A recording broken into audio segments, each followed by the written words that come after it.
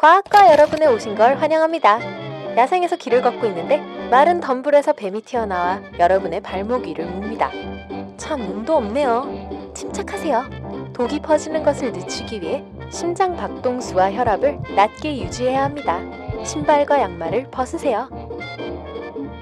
이제 여러분을 문 뱀이 독사인지 아닌지를 알아내야 합니다. 만약 다리에 2개의 깊은 구멍난 상처가 보인다면 독사의 송곳니 자국입니다. 독사가 아닌 뱀에게 물렸다면 U자 모양의 작고 날카로운 이빨 자국이 보일 거예요. 약 600종의 독사가 있는데 살무사와 코브라를 특히 조심해야 합니다. 각각 다른 종류의 독을 가지고 있고 그에 따라 치료 방법도 다릅니다. 만약 살무사에게 물렸다면 상처에 압력을 가하지 마세요. 독을 한 부위에 가두면 조직 손상을 더 악화시킬 수 있습니다. 그러고 난 후 가까운 병원으로 급히 가서 치료를 받아야 합니다.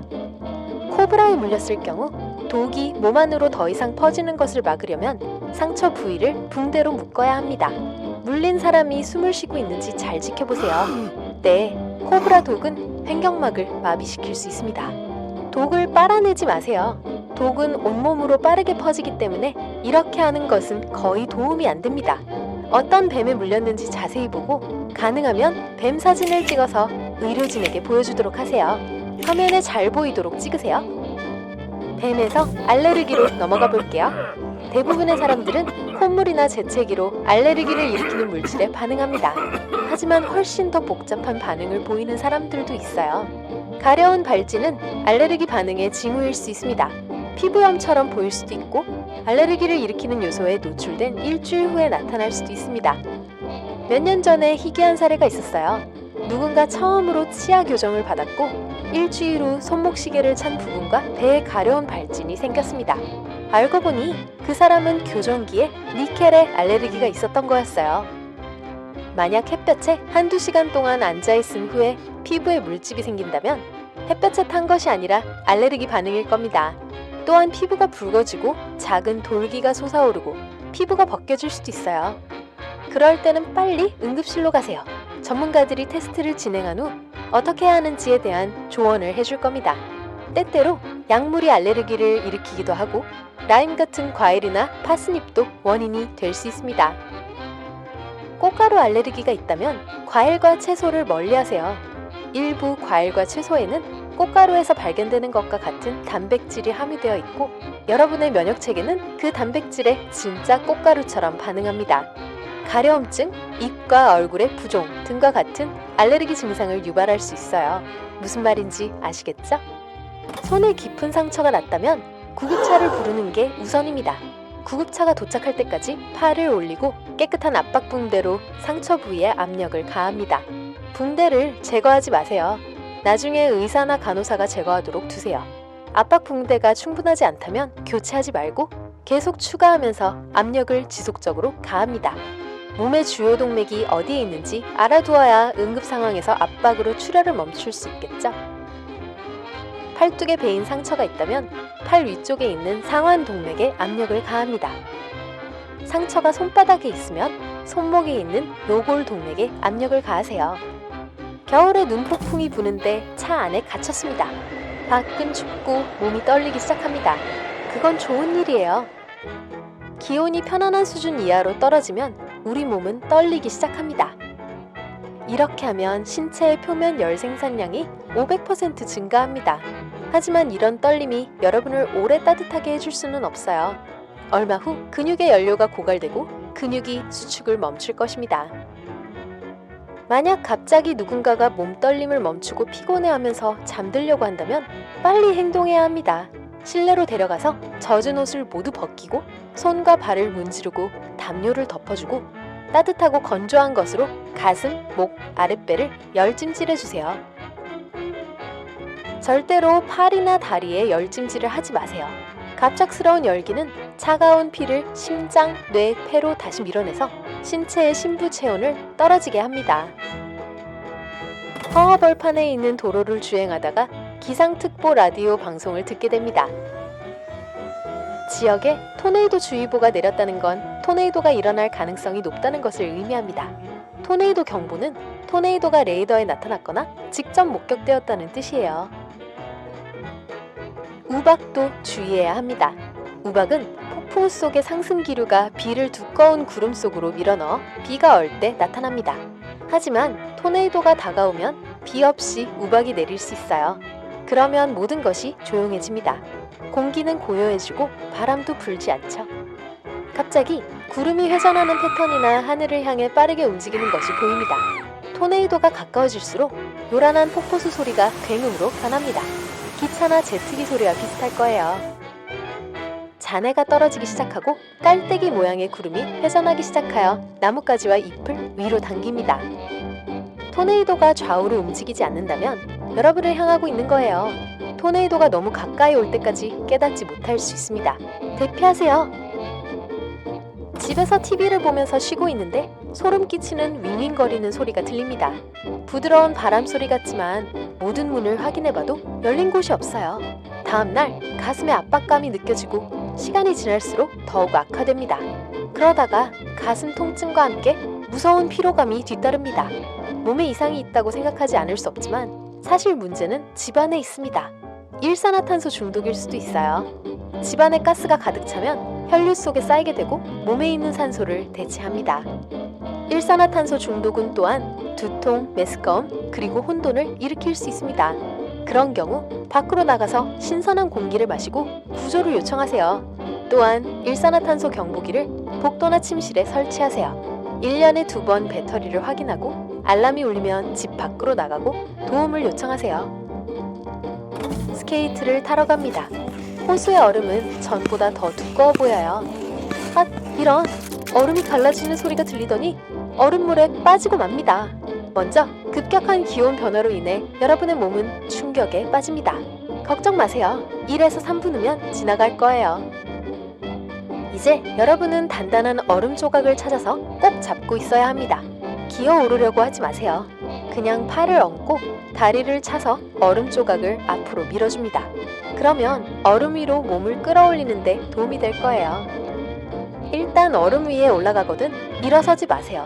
만약 일어서면 여러분의 체중은 더 작은 얼음 부위에 집중될 것이고 그러면 얼음이 다시 깨질 거예요.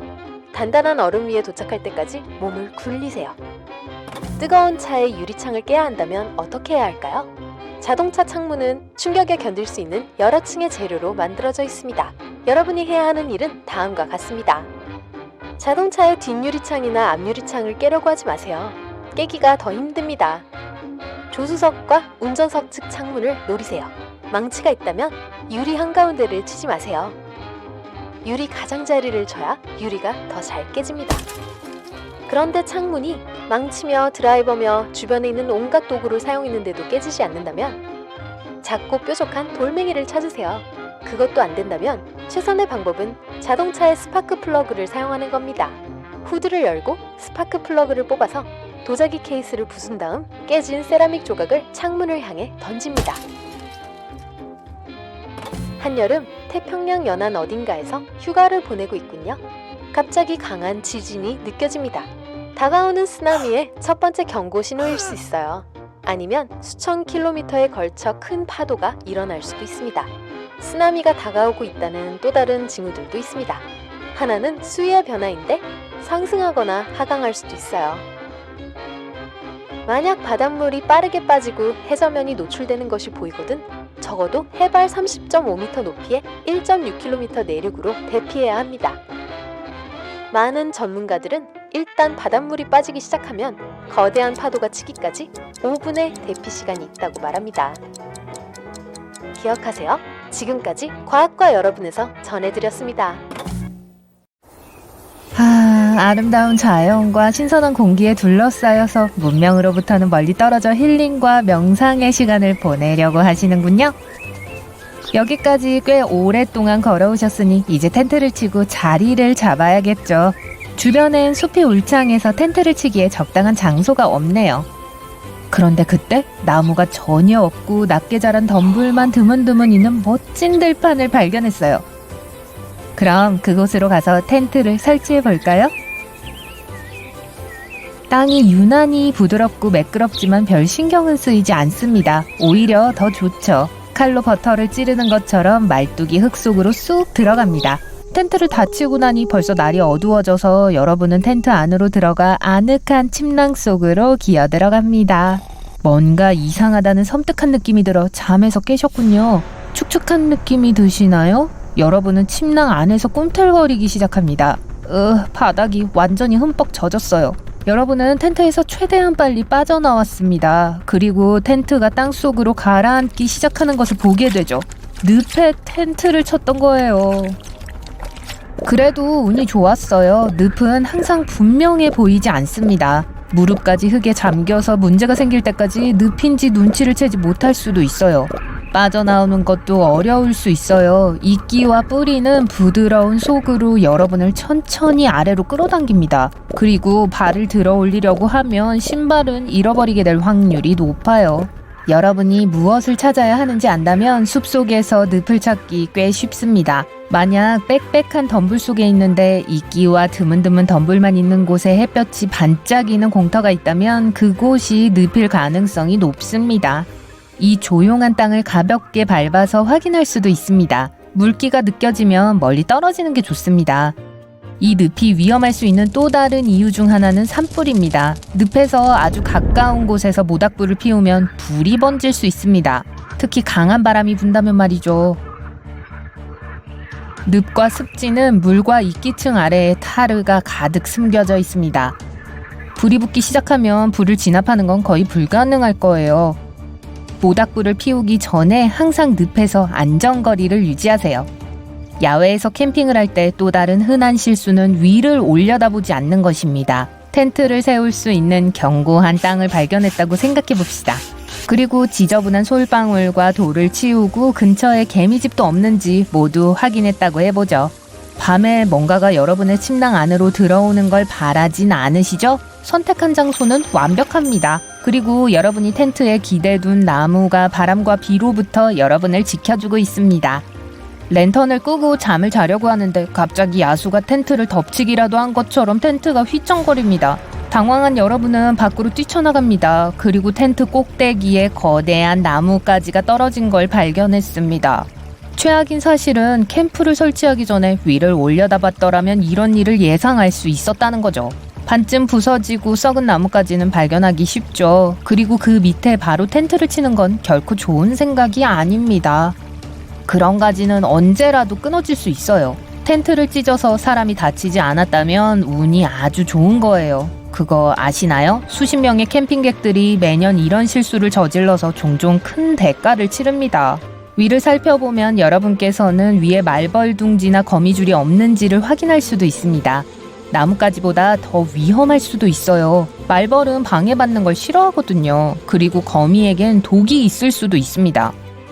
만약 아름다운 강을 발견하고 그 강둑에 텐트를 치기로 결정한다면 여러분이 텐트를 정확히 어디에 쳐야 할지 조심하도록 하세요. 특히 봄이나 가을에는 물 가까이에 머문다면 한밤중에 물 위에 둥둥 떠있게 될지도 모릅니다. 낮과 밤의 일기예보를 항상 확인하세요. 비가 올 가능성이 있다면 물, 특히 강에서는 멀리 떨어지는 게 좋습니다. 비가 강의 수위를 높여 둑을 터트리게 하고 여러분의 작은 텐트가 물에 잠겨 휴가를 망칠 수도 있어요. 하지만 물에서 멀리 떨어져 있어도 비는 캠핑을 망칠 수 있습니다. 자, 다시 한번 숲 깊숙한 곳에 가보죠. 울창한 나무와 비가 바람으로부터 텐트를 지켜주고 있고 비 때문에 숲 바닥에 물이 고여 있기는 하지만 적어도 아까의 공터만큼 나쁘지는 않습니다. 다음 날 밤 다른 곳에 텐트를 치려고 하는데 땅이 부드럽고 축축한 것 같군요. 하지만 늪은 아니에요. 그저 어젯밤에 비로 인해 흙이 젖은 것 뿐이에요. 하지만 이런 곳에 있다면 땅이 단단한 곳으로 이동하는 게 좋을 거예요.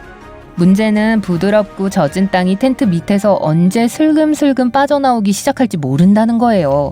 이런 흙의 이동은 늪에 있을 때만큼 위험하지는 않지만 텐트의 말뚝이 풀릴 수 있습니다. 그러면 아까는 텐트였던 것이 이불이 되어서 여러분은 그 밑에 묻히게 될 수도 있습니다. 그리고 아늑해 보이는 계곡에 텐트를 치기로 결정했고 그때 이미 비가 내리고 있었다면 즐겁게 물 위에서 둥둥 떠다닐 준비를 하셔야 합니다. 모든 물은 자연적으로 아래로 흐르게 되어 있습니다. 곧 물이 여러분의 캠핑 장소로 들어오고 결국 텐트 안으로 들어오게 되겠죠. 잠에서 깨어났을 때 빗물에 무릎이 푹푹 빠져 있는 것을 발견하는 건 당연한 일이겠죠. 아, 기나긴 산책을 하고 좀 쉬기에 딱 좋은 장소네요. 언덕 꼭대기에 있어서 근처에 물도 없고 햇빛이 잘 비추고 가로막는 나무 한 그루도 없습니다. 일광욕을 하면 정말 멋지겠죠? 글쎄요, 처음 몇 시간 동안은 즐거울 수 있겠지만 오래 머물다 보면 왜 이 결정이 잘못되었는지 알게 될 겁니다. 직사광선은 텐트의 소재 때문에 몇 시간 안에 텐트를 뜨겁게 만들 수 있습니다. 그리고 텐트 안으로 기어 들어가는 순간 피부로 그 열기를 느낄 수 있을 거예요. 밤이 되어 텐트가 좀 식을 때까지 여러분은 그 안에 들어가고 싶지 않을 겁니다. 바람도 마찬가지입니다. 탁 트인 곳에서는 엄청난 속도로 돌풍이 불 수도 있거든요. 그리고 만약 말뚝을 제대로 박지 않았다면 여러분은 생각했던 것보다 더 빨리 텐트에 작별을 고할 수도 있습니다. 태양과 바람으로부터 여러분을 보호할 수 있는 나무 근처에 텐트를 치는 게 가장 좋을 거예요. 게다가 일기예보가 여러분에게 유리하지 않다면 외딴 나무 근처에서 야영을 하고 싶은 유혹은 뿌리치도록 하세요. 화창한 날씨와 비가 오는 날씨 모두 괜찮지만 만약 심각한 폭풍이 온다면 혼자 서 있는 나무는 피뢰침이 될 겁니다. 만약 텐트 근처에 있는 나무에 번개가 친다면 어떤 일이 일어날지 상상하기 어렵지 않을 거예요. 그 번개로 핸드폰 충전을 할 수 있을지도 몰라요. 겨울 캠핑을 할 때 날씨는 훨씬 더 위험할 수 있습니다. 직사광선에 대해 한 이야기 기억나세요? 잊어버리세요. 겨울에는 텐트에 비치는 햇볕이 아주 중요합니다. 텐트가 아무리 멋지고 비싸다 해도 추위는 여러분을 괴롭힐 수 있고 일반적으로 추운 계절에는 바람이 훨씬 더 심하죠. 햇볕은 여러분이 심한 추위에 대처하는 데 도움을 줄 겁니다. 캠핑객들이 저지르는 가장 흔한 실수 중 하나는 텐트에서 너무 가까운 곳에서 모닥불을 피우는 겁니다. 다시 말하지만 텐트의 소재는 열을 매우 잘 전도합니다. 따뜻함을 잘 유지해주겠죠. 하지만 불이 쉽게 붙기도 합니다. 모닥불 하나는 여러분의 텐트를 태우기에 충분합니다. 텐트와 모닥불 사이에 충분한 공간이 있는지 확인하고 절대로 불에서 눈을 떼지 마세요. 잠이 들 것 같으면 불을 끄세요. 불이 활활 타오르는 지옥에서 깨어나게 될 수도 있습니다. 곤충은 가장 신나는 하이킹도 망칠 수 있습니다. 모기, 개미, 진드기, 그리고 다른 성가신 벌레들은 여러분이 어디에 있든지 텐트로 들어갈 수 있기 때문에 모기로부터 자신을 보호하세요. 밖에 나갈 때는 모기 퇴치제를 피부에 바르고 텐트 입구 옆에는 나선형 모기향을 두세요. 하지만 너무 가까이 두거나 안에 넣지는 마세요. 냄새가 거슬리고 화재도 일으킬 수 있어요. 모기, 특히 진드기의 가장 좋은 부분을 피하기 위해서 늪이 발생할 수 있는 호수, 연못, 그리고 울창한 숲으로부터 멀리 떨어지려고 노력하세요. 벌레는 잔잔한 물에 서식하기 때문에 수영장 같은 곳에는 날개 달린 해충이 가득 차 있습니다. 하지만 바람이 불 때는 잘 날지 못해요. 그러니 모기를 멀리 하려면 탁 트인 곳을 고르는 게 좋습니다. 모기한테 물리면 안 되죠. 갈색의 뾰족뾰족한 털로 덮여있고 9쌍의 구불구불한 팔을 한 하그나방 애벌레는 다른 애벌레와는 달라요. 이 털복숭이 외모로 원숭이 민달팽이라는 별명을 갖게 되었죠. 이 이상한 곤충은 북아메리카의 그늘진 나무와 장식용 관목 사이에 숨어있는 모습으로 발견됩니다. 이 털 많은 작은 생명체는 보이는 것처럼 순하진 않아요. 등에 있는 털은 애벌레 피부 안에 있는 독샘과 연결되어 있어요. 만약 너무 궁금해서 손을 뻗어 이 털을 만진다면 손은 즉시 붉게 변하고 화끈거리고 가려운 느낌이 들 거예요. 벌에 쏘인 것처럼요. 그러니까 만지지 마세요. 하지만 하그나방 애벌레에 쏘였다면 남아있을지도 모르는 벌레 털을 없애기 위해 즉시 쏘인 곳을 흐르는 물에 헹궈야 해요. 쏘인 자국은 아물기 시작해서 일주일 안에 사라질 거예요. 총알개미는 모든 개미종 중 가장 큽니다. 하지만 가장 몸집이 큼에도 불구하고 동전 크기보단 크지 않게 자라요. 총알개미는 니카라과와 파라과이 같은 나라의 열대 우림 깊숙한 곳에서 발견될 가능성이 높아요. 이 개미는 작지만 크게 뭅니다. 총알개미가 문 고통은 말벌이나 벌에 쏘인 상처보다 최대 30배나 더 고통스럽다고 해요. 현지인들은 이 작은 곤충을 24시간 개미라고 불러요. 왜냐하면 물린 후 하루 종일 불편한 기분을 느끼게 하기 때문이에요. 그렇게 아프고 불쾌하지만 총알개미에게 물린 상처는 그리 위험하지 않으며 일주일 안에 낫는다고 해요.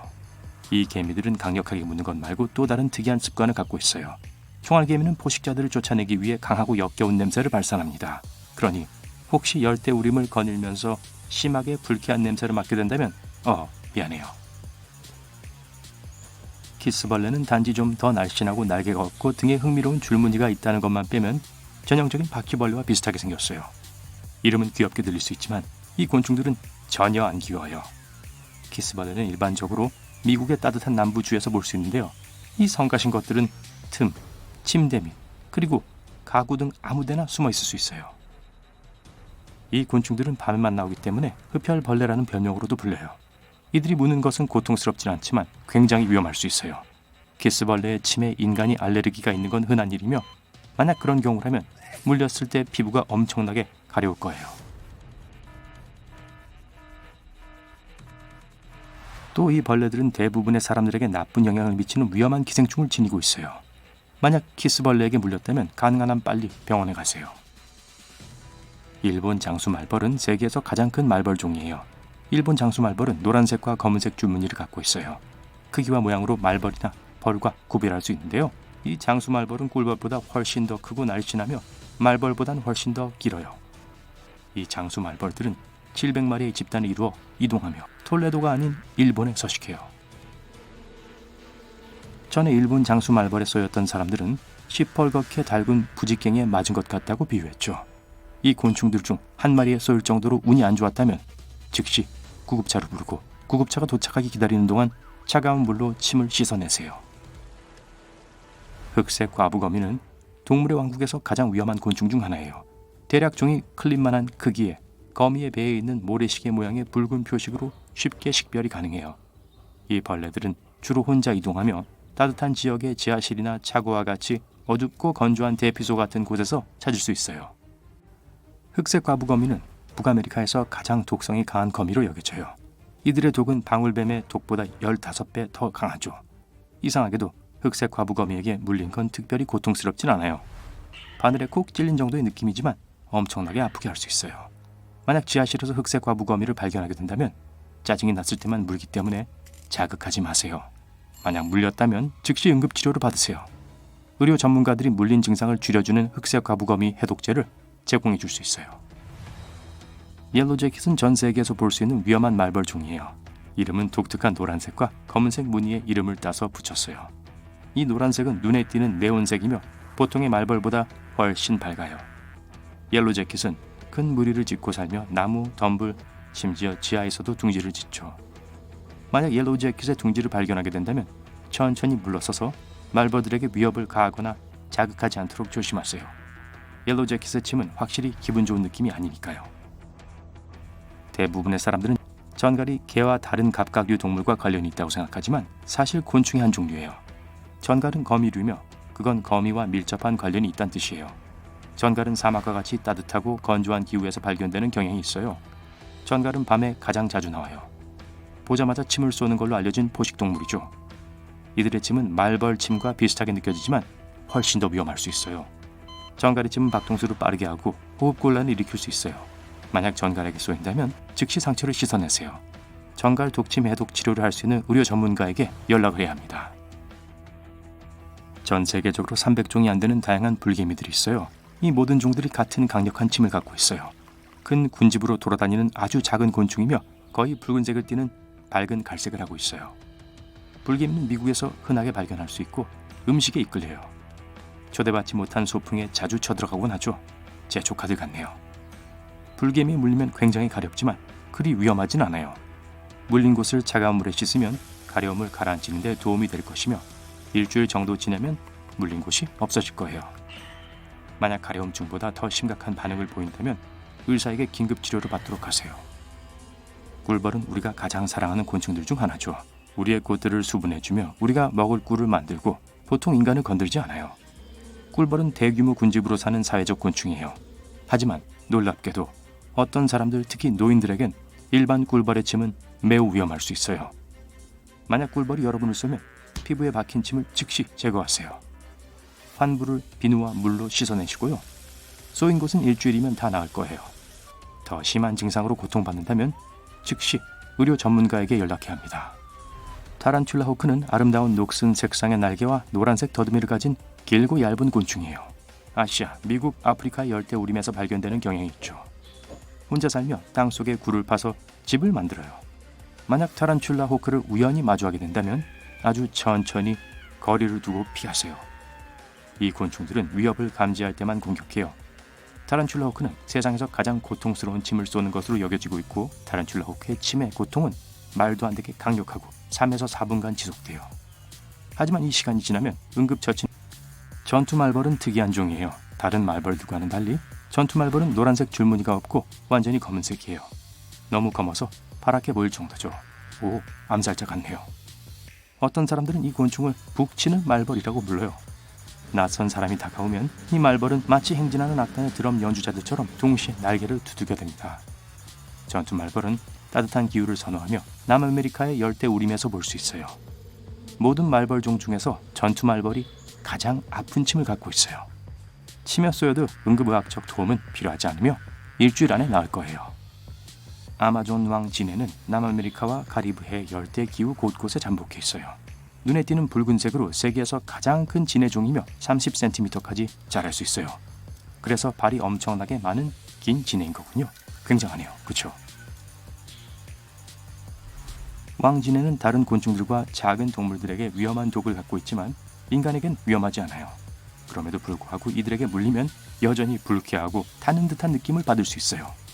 이 생물들 중 하나에게 물린다면 그 증상은 몇 시간에서 며칠까지 지속될 수 있어요.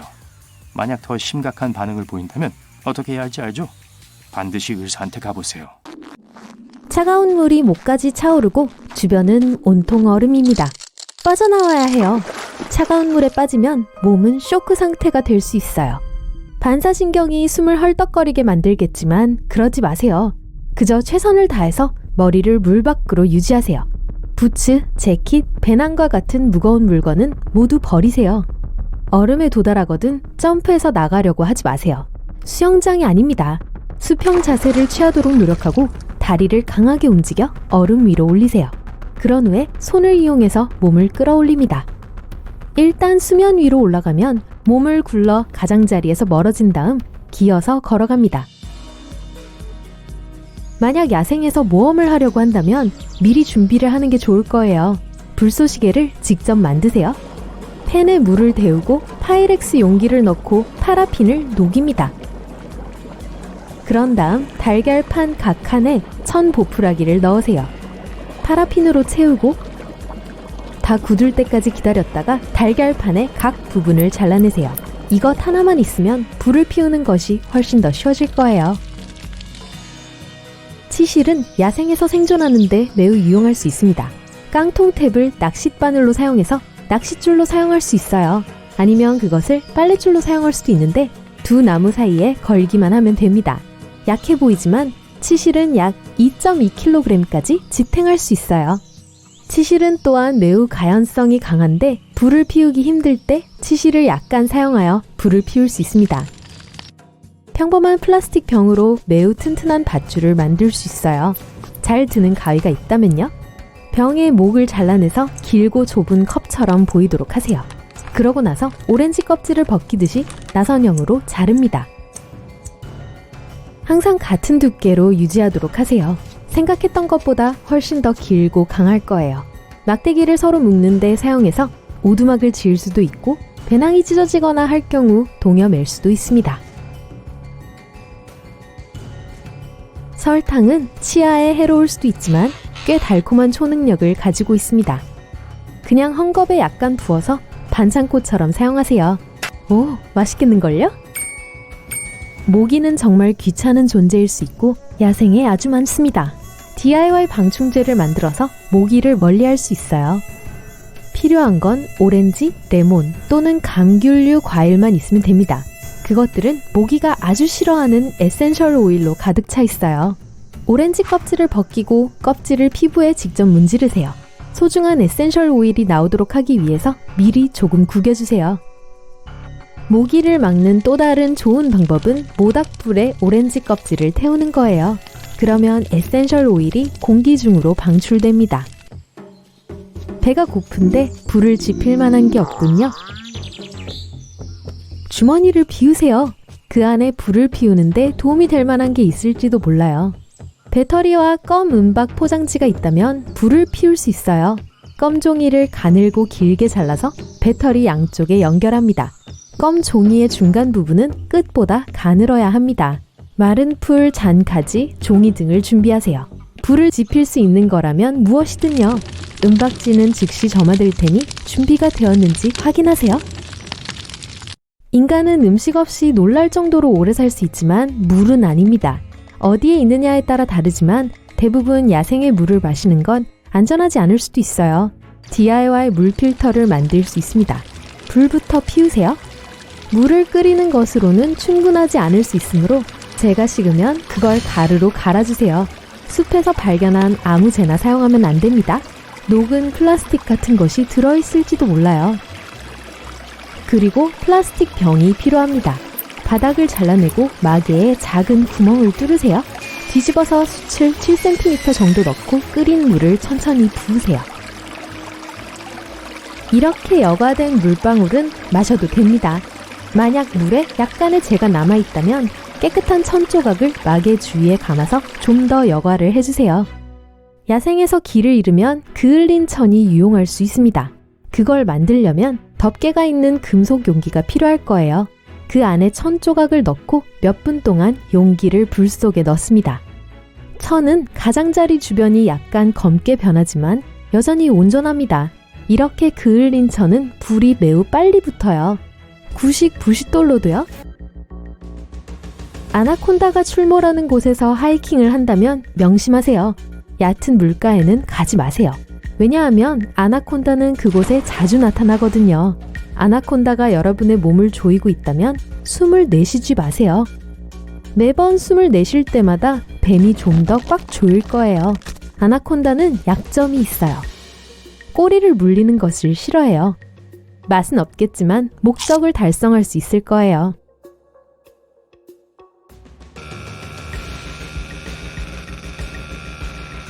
눈사태는 매우 강력하니 다음에 산비탈이 있을 때 이 조언을 기억하세요. 우선 입을 가리세요. 스카프나 다른 천을 사용해서 눈이 입에 들어가지 않게 하세요. 한 팔을 머리 위로 곧게 뻗고 얼굴 앞에 작은 공간을 파는 것을 잊지 마세요. 그러면 한 30분 정도 숨을 쉴 수 있을 거예요.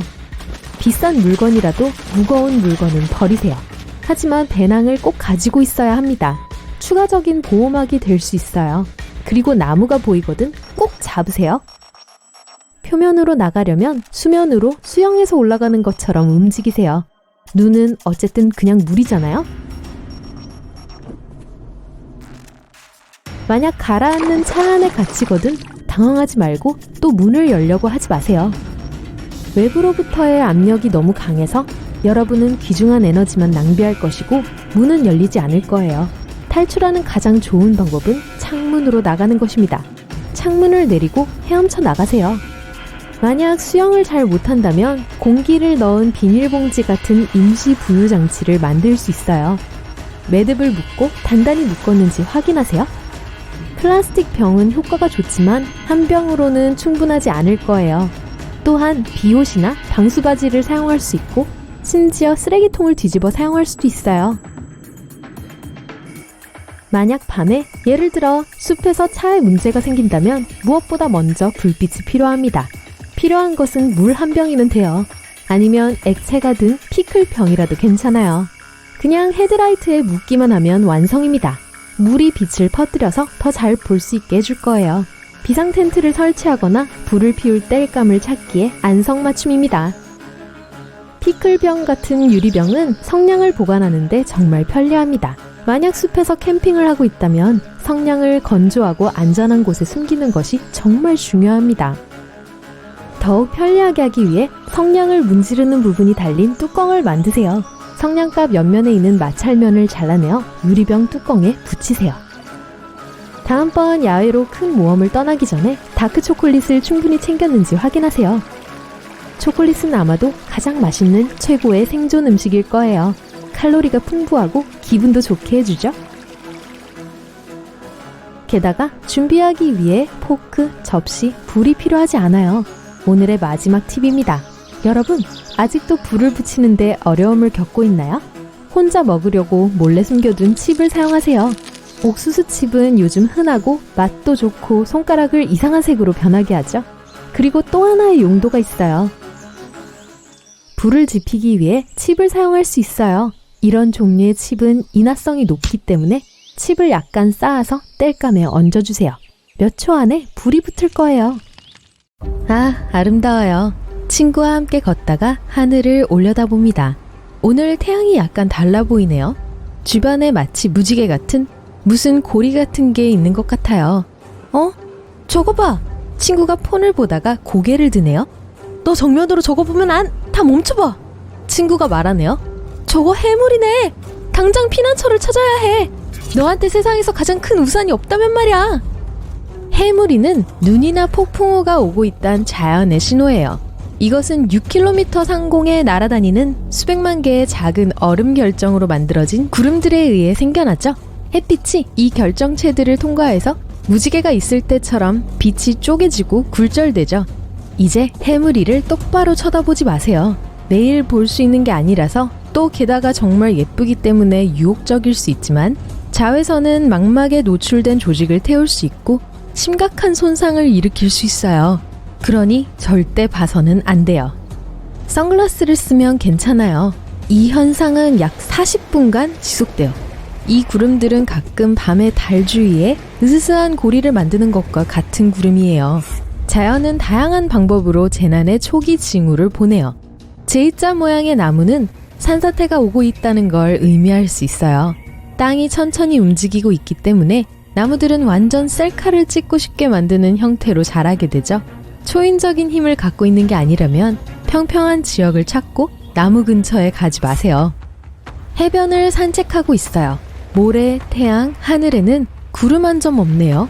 그러다 갑자기 바다가 해안에서 멀리 후퇴하는 걸 보죠. 갑자기 산호, 작은 물고기, 그리고 다른 작은 바다 동물들이 보이네요. 그곳을 떠나라는 좋은 신호예요. 쓰나미가 오는 걸 수도 있거든요. 쓰나미는 물속에서 지진이 일어날 때 형성되는데 시속 800km로 해안을 강타할 수 있어요. 대부분 태평양 바다에서 일어나긴 하지만 위험을 무릅쓸 필요는 없겠죠? 만약 바닷가에 끊어지는 듯한 물길이 있다면 멀리 떨어지세요. 수면 아래에 매우 위험할 수 있는 이한류가 있을 수 있어요. 가끔 파도가 이상한 방법으로 해안을 덮치는데 이게 이한류를 형성하죠.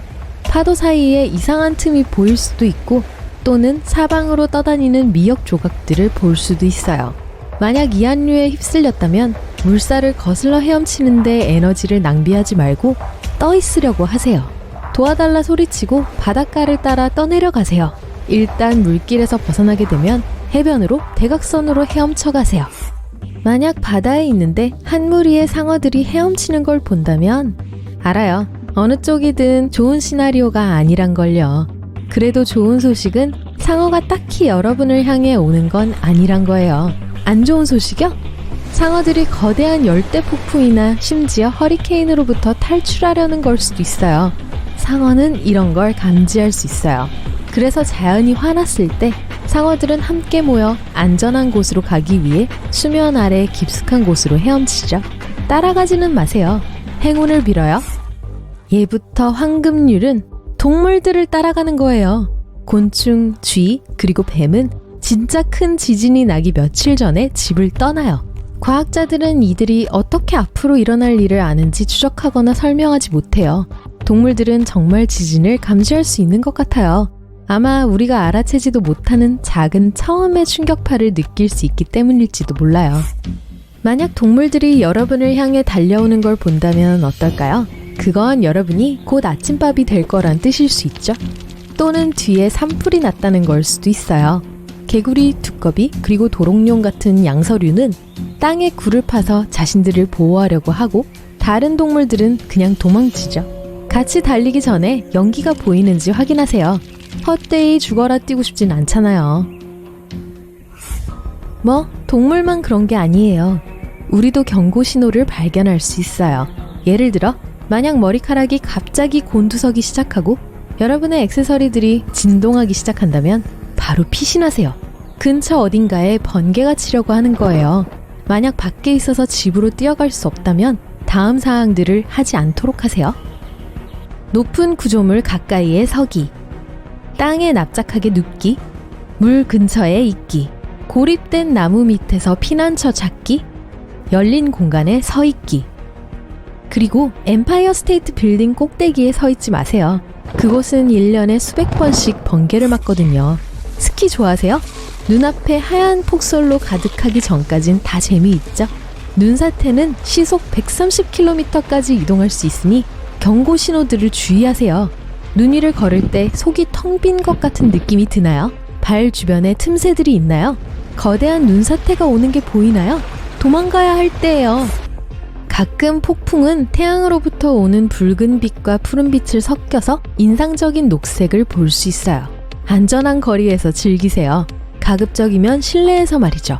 이 엄청나게 큰 천둥구름은 보통 우박이나 더 심한 경우 토네이도로 의해 피해를 입을 거란 걸 의미하죠.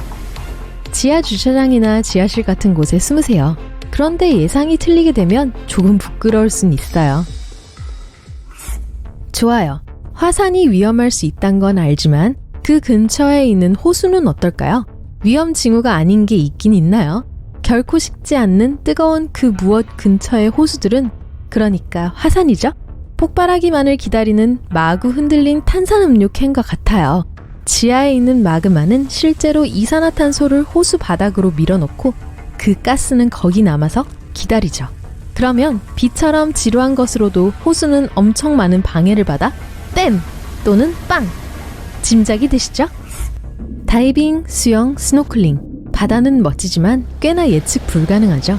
두 개의 해류가 서로 부딪히면 염노를 형성할 수 있어요. 이건 멀리서 보면 꽤 멋지지만 수영하는 사람, 서퍼, 심지어 배에도 정말 위험할 수 있어요. 수면 아래에 강한 해류가 흐르고 있죠.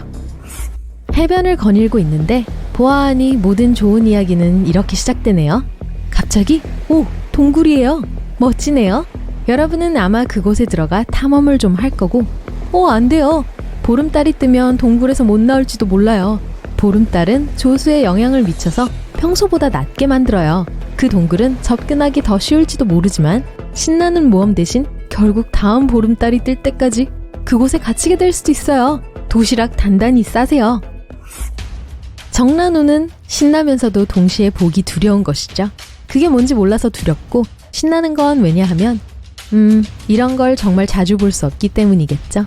여러분이 무엇을 느끼든 다리 보고 뛰라고 하세요. 뇌우 동안 이 정난우는 다른 어떤 것보다도 낮게 깔리면서 최대 8km까지 뻗을 수 있어요. 그리고 그게 회전하기 시작하면 도로시는 결국 오즈로 날아갔죠. 여러분은 어디로 갈지 누가 알겠어요. 2009년 이탈리아예요. 어떤 남자가 부엌에 있었어요. 그러다가 깜빡이는 불빛을 보았죠. 그는 뭘 해야 할지 알고 있었죠. 그는 가족을 안전한 곳으로 대피시켰어요. 몇 초 후에 거대한 지진이 전 지역을 강타했어요. 그의 빠른 반응 덕분에 그의 가족은 살아남았죠. 그는 깜빡이는 불빛이 사실 다가올 지진의 징조라는 걸 알고 있었죠. 사람들은 오랫동안 이 신비로운 불빛을 봐왔었고 어떤 사람들은 그게 우주에서 오는 어떤 종류의 신호라고 생각했어요. 과학자들은 그걸 한 번도 심각하게 받아들이지 않았지만 사진술이 발명된 후 이 이상한 불빛의 증거가 점점 더 많아졌죠. 곧 그들은 관련성을 깨달았어요. 빛이 나면 곧이어 지진이 일어나게 된다는 걸 말이에요. 약간의 조사 후에 그들은 실제로 수백 년 전에 이 지진 빛에 대한 몇몇 기록을 발견하게 되었죠. 지진이 일어나기 직전에 땅에서 푸르스름한 불길이 뿜어져 나왔던 거죠. 오, 소름 끼쳐요. 오, 바다. 또 바다예요? 좋아요. 하지만 딱 한 번만 더 해요. 만약 바다가 온통 젓갈색으로 변했다면 물에 들어가지 말고 근처에도 가지 마세요. 이 적조는 독성이 있는 조류에 의해 발생하며 전 세계에서 발견할 수 있어요. 그 유독한 조류는 바다가 정상적인 색이어도 그곳에 있을 수 있어요. 그걸 다 뒤집어 쓰게 되면 건강에 문제가 생길 수 있어요. 최대한 빨리 민물에 몸을 씻으세요. 알죠? 사람들이 이것에 대한 홀리데이송도 만들었다는 걸. 크리스마스에는 조류를. 농담이에요.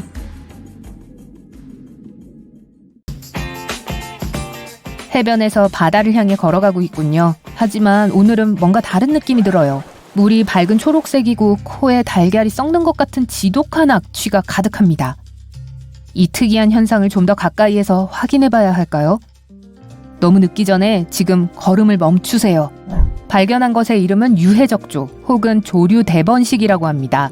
그리고 이 해조류에 가까이 다가가는 건 아주 나쁜 생각이에요. 이 해조류에는 위험한 유독가스를 내뿜을 수 있는 것이 들어있습니다. 이 유해적조 때문에 아주 유명했던 관광지가 썰렁해지고 위험해지게 되었죠. 여러분은 바다나 호수 해변에서 청록색 거품이 수면 위나 바로 물 아래에 떠 있는 것을 본 적이 있을 거예요. 또는 밝은 녹색 물감 같기도 하죠. 적조라고 불리는 플랑크톤의 무리는 물을 갈색으로 또는 빨간색으로 물들일 수 있습니다. 어쨌든 이런 걸 보게 되면 최대한 멀리 떨어지시고 호기심은 그냥 무시한 채 모험을 할 생각은 하지 마세요. 녹조가 분해될 때 독성 황화수소 가스 덩어리가 지각 아래에 갇히게 되는데 자기도 모르게 이 덩어리를 밟게 되면 가스가 터져 나오게 되고 실수로 그 가스를 들이마실 수 있습니다. 결과는 비극적일 거라고 말해도 충분하겠죠. 어떤 해변에서는 불도저가 이 해조류를 덤프트럭에 실어 특수센터로 옮기기도 합니다. 거기서 사람들이 해조류를 말려 없애버리죠. 하지만 때때로 이 센터는 일시적으로 문을 닫아야 합니다. 모래와 진흙이 섞인 해조류는 주변 사람들이 밤에 잠을 이루지 못하게 할 정도로 지독한 악취를 풍기거든요.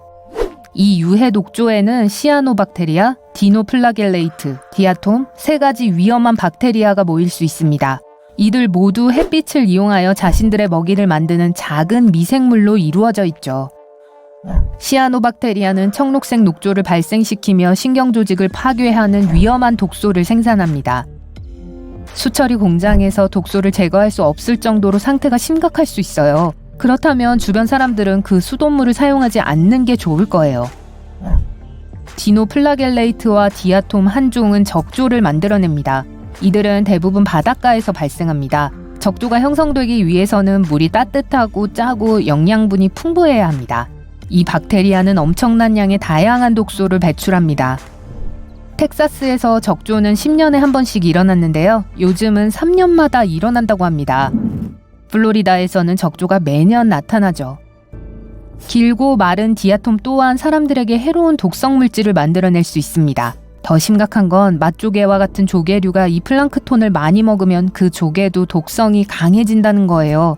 따라서 이 조개로 요리를 하면 엄청난 참사가 일어날 수 있죠. 따라서 이런 이유로 해양 수역은 감시되고 있습니다. 만약 독소 수치가 너무 높아지면 해변에서의 조개 수확은 금지됩니다. 유해 녹조는 며칠에서 두어 달 정도 지속될 수 있으며 이 박테리아들은 물에서 산소를 제거하여 해양 생물을 사라지게 합니다. 하지만 번식의 끝에서 미생물이 녹조를 분해하기 시작하면 상황은 더 나빠집니다. 그 과정에서 훨씬 더 많은 산소가 소비되거든요. 어떤 물고기도 이 상황에서는 살아남을 수는 없습니다. 결국 산소와 식물, 동물 등이 전혀 존재하지 않는 넓은 공간을 만들어내게 되죠. 유해 녹조는 물의 영양분이 지나친 지역에서 나타납니다. 그리고 이러한 영양소들은 대개 농업과 다른 산업에서 오는 경우가 많습니다.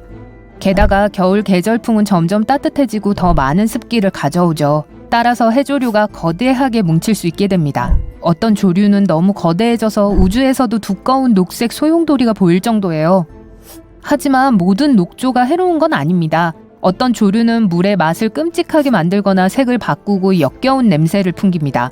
불행히도 우리는 유독성 조류와 완전히 무해한 조류들을 겉모습으로만 구별할 수는 없어요. 터무니없이 무해하게 보이는 유기체에는 해조류만 있는 게 아닙니다. 여러분이 절대 만지면 안 되는 다른 해양 생물들을 소개해드릴게요. 호주에서 발견된 이루칸지 해파리는 작고 무해해 보입니다. 하지만 외모에 속지 마세요. 이 해파리는 인간의 엄지손가락만한 크기지만 아주 치명적입니다. 11월부터 5월까지 계속되는 해파리 출몰 시기에는 많은 해변이 이 작은 생물들 때문에 폐쇄됩니다. 이 해파리가 특별히 위험한 이유는 작은 크기 때문인데요. 수영하는 동안 해파리가 있는지 알아차리지 못하기 때문이죠. 아이쿠. 파란 고리문어는 무해해 보일 뿐만 아니라 숨막힐 정도로 아름답습니다. 하지만 그 모습에 속아 넘어가지 마세요. 비교적 작은 2cm 정도의 생물을 방해하고 싶지 않을 겁니다. 왜냐면 단 몇 분 안에 성인 26명을 쓰러뜨릴 수 있는 충분한 독을 가지고 있거든요. 일단 이 문어가 위협을 느끼면 어떤 일이 생길지 짐작이 가능하실 거예요. 하지만 이 문어는 혼자 있을 때 아주 순합니다. 상자 해파리는 정사각형의 체형 때문에 이런 이름이 붙었습니다. 인도양과 태평양에 살고 있는데 네모난 몸과 길게 매달린 촉수를 가진 생명체를 보신다면 멀리 떨어지세요. 그리고 비록 촉수 해파리에 몸통 없이 촉수 하나만 있다고 해도 가까이 다가가거나 만지지 마세요. 상자 해파리는 3m까지 자랄 수 있고 각각의 촉수에는 독을 주입하기 위한 약 50개의 미세한 작살이 달려 있습니다. 다른 해파리와는 달리 상자 해파리는 사냥꾼입니다. 우리의 팔, 다리나 몸에 가느다란 촉수를 감싸 우리를 꽁꽁 싸맬 수 있죠. 이 독이 얼마나 위험한지 확인하는 건 즐거운 경험은 아닐 거예요. 악마 불가사리는 몸 전체에 독성 가시가 가득하기 때문에 이런 이름이 붙었습니다. 이 불가사리는 세계에서 두 번째로 큰 불가사리며 지름이 51cm까지 자랄 수 있습니다. 이들은 산호를 먹고 사는데요. 엄청난 대식가죠. 배고픈 불가사리 한 마리가 1년 동안 9평방미터 이상 공간의 산호를 다 먹을 수 있다고 해요. 이 불가사리는 또한 많은 새끼를 낳는 경향이 있습니다. 한 번에 5억 개 이상의 알을 낳죠. 정말 적당이라는 걸 모르는 친구들이네요. 꽤 작은 푸른점 가오리는 대부분 열대 인도양과 서태평양 산호초 근처에 살고 있습니다. 가로 35cm를 넘지 않는 이 가오리는 놀라운 색의 무늬를 가지고 있습니다. 노란색이며 몸에 선명한 파란 점이, 꼬리엔 파란 줄무늬 몇 개가 있죠. 하지만 이 가오리가 아무리 예쁘다고 해도 위험하다는 걸 명심하세요. 꼬리 가시에 독이 있어서 여러분을 다치게 할 수 있습니다. 남태평양과 카리브해에서 솔배 감팽을 만날 수 있습니다. 대부분의 사람들의 생각과는 달리 이 물고기들을 요리하는 건 괜찮습니다. 이 물고기는 살아있을 때 정말 위험한 존재죠. 독이 들어있는 바늘구멍 지느러미에 우연히 쏘일 수 있거든요. 열성적인 조개 수집가라면 청자고둥을 한눈에 알아보실 겁니다. 약 10cm 길이의 고둥이 귀엽고 무해해 보일 거예요. 하지만 이 모습에 속지 마세요. 특히 열대종이라면 더 그렇죠. 예쁜 껍데기를 발견해 집어 들었다고 상상해보세요. 겁이 없으시군요. 다이빙 장갑이 완벽하게 손을 보호해주고 있으니까요. 하지만 청자고둥의 입에는 바늘 같은 작은 돌기가 있습니다. 그리고 이 돌기는 치명적인 신경 독소로 가득 차 있고요. 이 돌기는 잠수복의 원단을 쉽게 통과할 수 있습니다. 하지만 더 최악인 사실은 이 독에 진통제가 들어있어서 여러분은 청자고둥에 여러분이 쏘인 줄도 모를 거라는 거죠. 꽃성게는 지구상 가장 위험한 성게로 기네스북에 올랐습니다. 이 성게는 인도양과 서태평양에 삽니다. 그리고 수족관에서 꽃성게를 보면 만져보고 싶다는 생각이 들겠지만 절대로 만지지 마세요. 이 성게는 여러분의 휴가를 극도로 고통스럽게 만들기에 충분한 독을 가지고 있습니다. 혹은 휴가가 짧아지겠죠. 세계에서 가장 독이 많은 물고기인 리피 스톤피쉬는 위장술을 할 줄 압니다. 세상에, 주변에 잘 숨어 있어서 주의를 기울이더라도 눈에 띄지 않을 수 있습니다. 따라서 이 물고기를 밟을 일은 아주 흔하죠. 예를 들어 여러분이 실수로 물고기를 밟아서 이 물고기가 위협을 느끼면 등을 따라 독이 있는 가시를 세우게 됩니다. 압력이 강할수록 이 물고기는 더 많은 독을 뿜어냅니다. 심지어 물에서 나와 있을 때도 아주 위험한 물고기예요. 인도네시아 둥갈치는 독성이 없고 날카로운 이빨도 없으며 가능한 사람들에게서 멀리 떨어져 있을 겁니다. 위험한 건 이 물고기 체형입니다. 이 물고기의 영어 이름을 직역하면 바늘 물고기거든요. 둥갈치는 수면 가까이에서 헤엄칩니다. 위험할 경우 이 물고기는 물 밖으로 몸을 발사하는데 속도가 60km에 달할 수 있습니다. 이 물고기의 길고 날카로운 턱은 날아다니는 창이 될 수 있습니다. 줄무늬 쥐치는 꼬리 밑부분 근처에서 날카로운 가시가 자랍니다. 그래서 영어로 외과의사 물고기라고 하는 거죠. 이 물고기는 위협을 느낄 때 꼬리를 움직이며 메스 모양의 가시를 드러냅니다. 서둘러 자리를 옮기지 않으면 몇 군데에 흉측한 상처가 날 수 있습니다. 어떤 종엔 독이 있다는 것도 명심하세요. 그럼 모두들 해변에서 좋은 하루 되세요. 당신은 강둑을 따라 걸어가고 있어요. 강물이 평화롭게 졸졸 흘러가고 있고요. 뜨거운 조지아의 태양이 당신의 목에 내리쬐고 있어요. 그때 땅에 이상한 게 눈에 띄어요. 이상한 무늬가 새겨진 4분의 1 크기의 검은색 동전 같아요.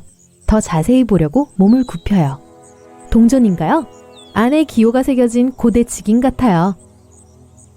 아마 오랫동안 잃어버린 문명으로 온 것일 수도 있네요. 팔아서 큰 돈을 벌 수도 있어요. 새로 발견한 보물을 줍기 위해 한쪽 무릎을 구부려 앉아요.